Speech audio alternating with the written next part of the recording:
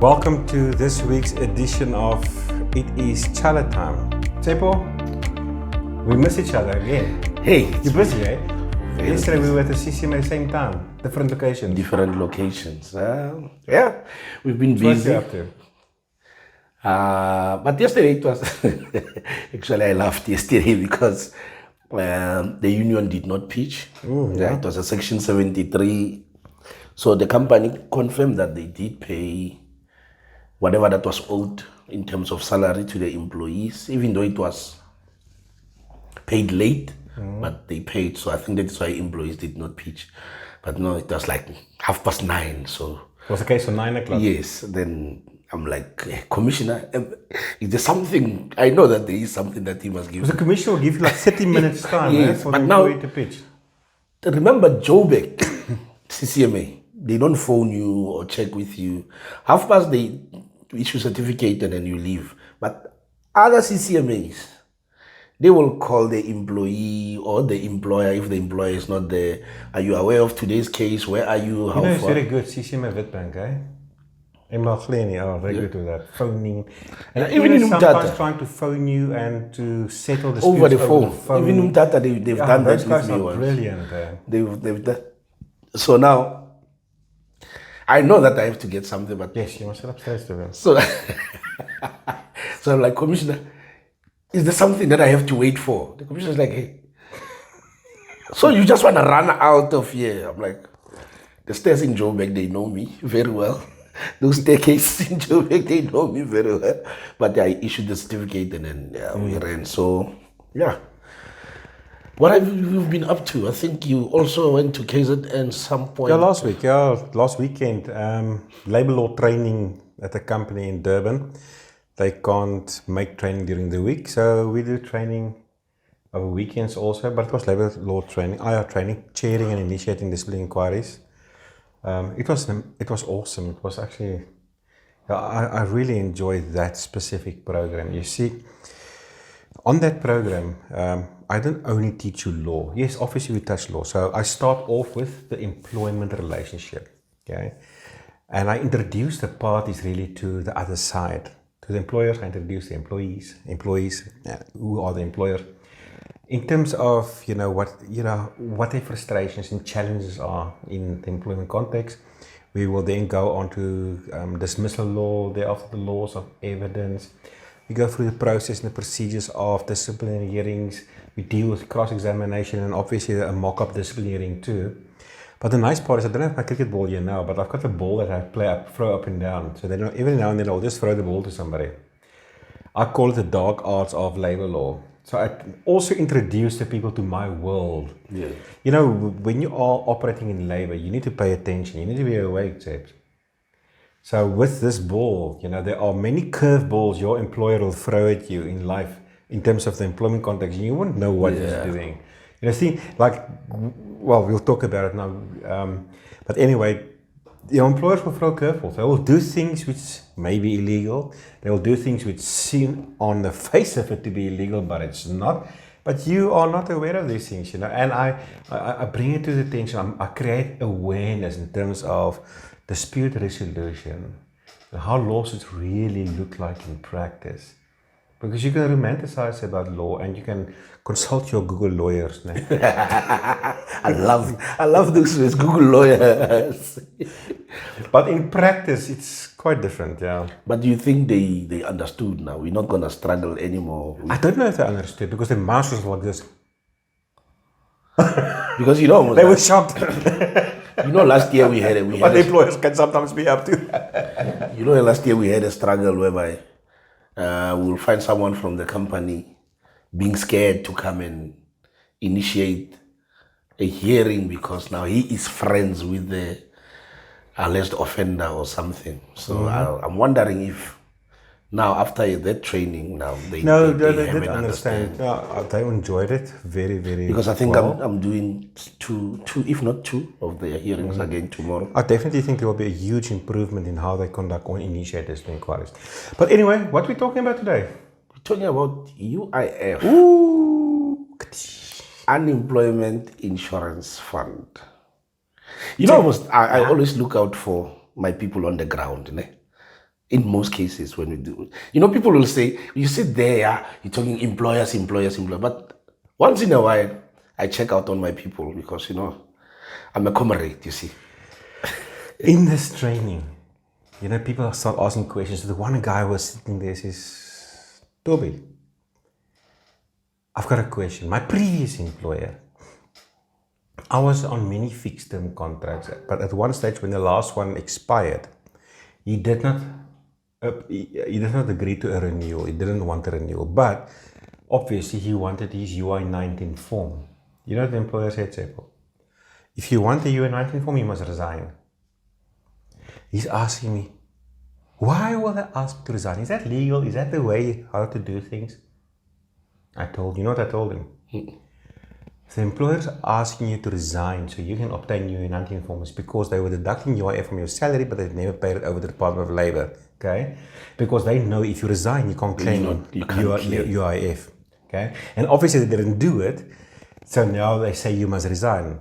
But the reality of the matter is, when your employment contract is terminated, whether you resign or dismissed, you must give the employer a UI-19 or the employee a UI-19 form.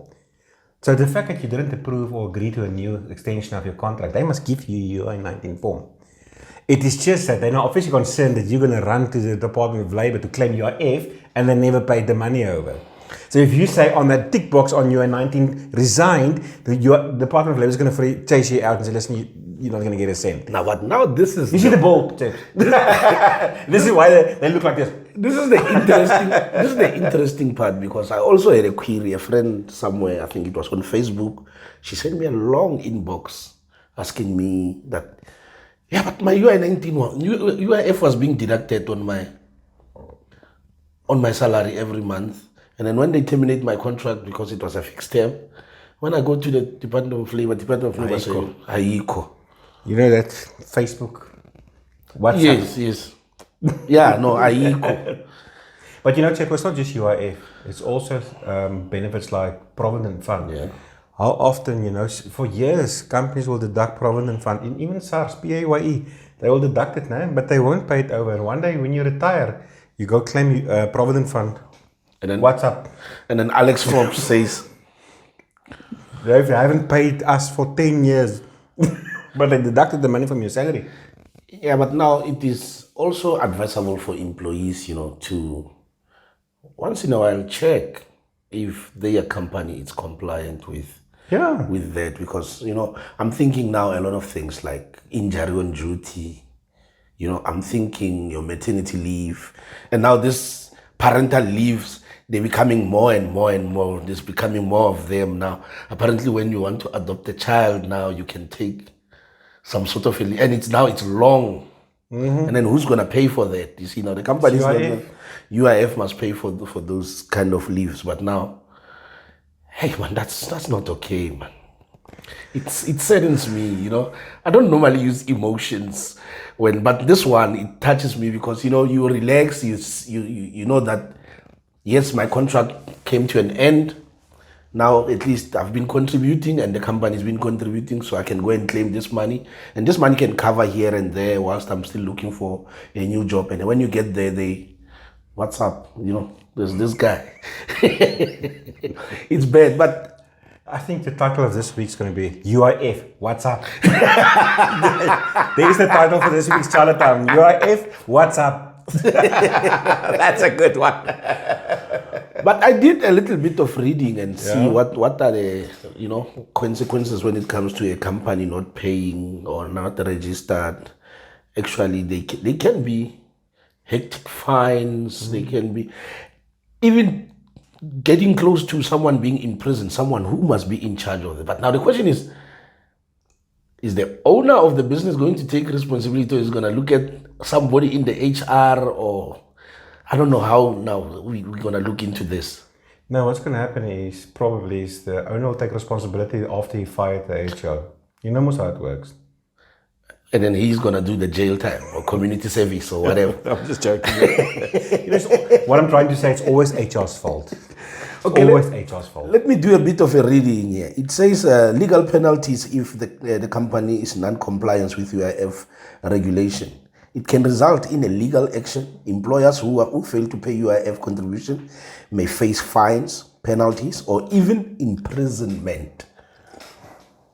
That's interesting, Chaile, because in labor dispute resolution, labor law, offences are not typically criminalized, but this is one of the few instances where it can be. Peter with UIF, ne? Yeah?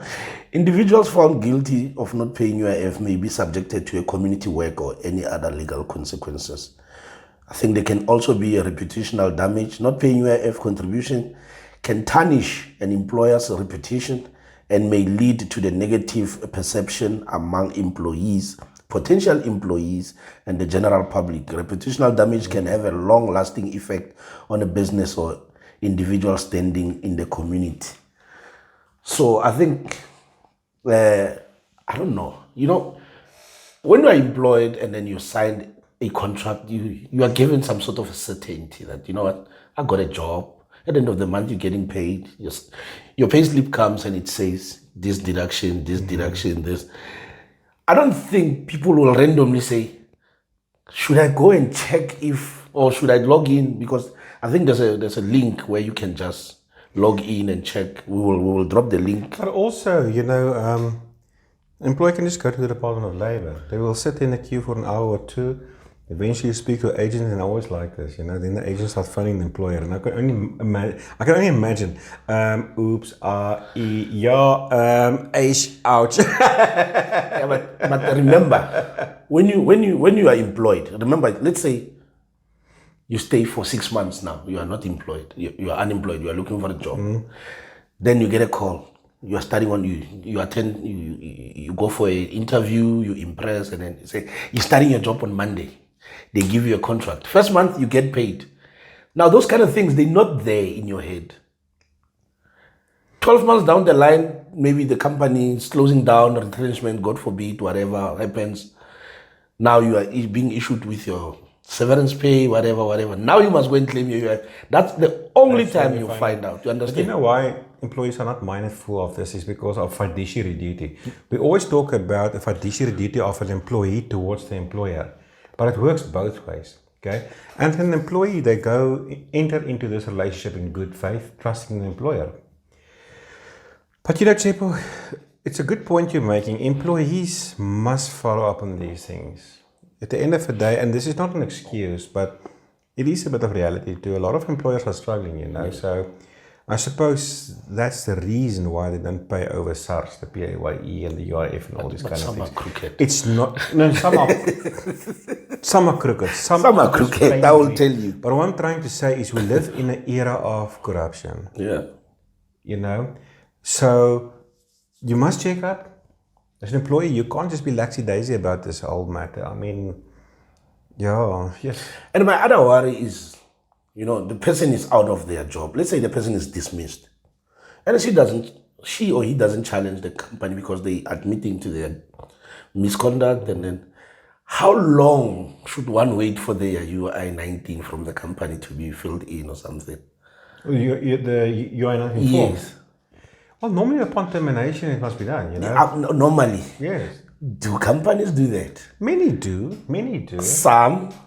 But I think the ones you're talking about here, it's like, I'll come back next week. And then next week, week not there. Next week. You'll come back week thereafter. Next week, I'm running out of time because it's payroll. Now I can't be doing these things I need to do.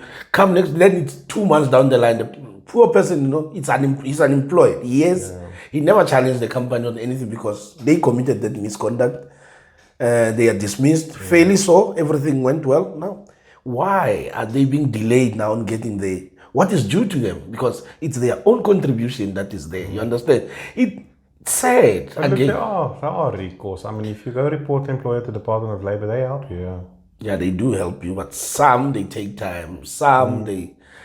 But it's one of those. But I think employees, when you have time, please check your background there where you're working. I'll also check mine if it's... And also, for those, we've touched base on pension and provident fund, Yeah. If there's an issue there, you don't go to the Department of Labor now. You go to the pension fund adjudicator. I must look there, I'm looking there on the side now. The pension fund adjudicator, these guys are quite sharp. If your employer is screwing up with your provident fund, that's the place to go. I think that's all from my side for this week. Yeah, revealing. Thank you, Tsepo.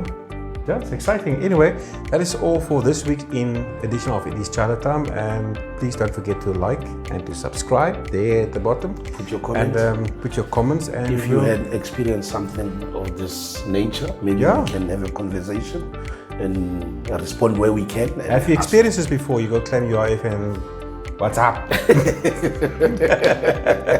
Anyway, see you next week. Thank you. Bye.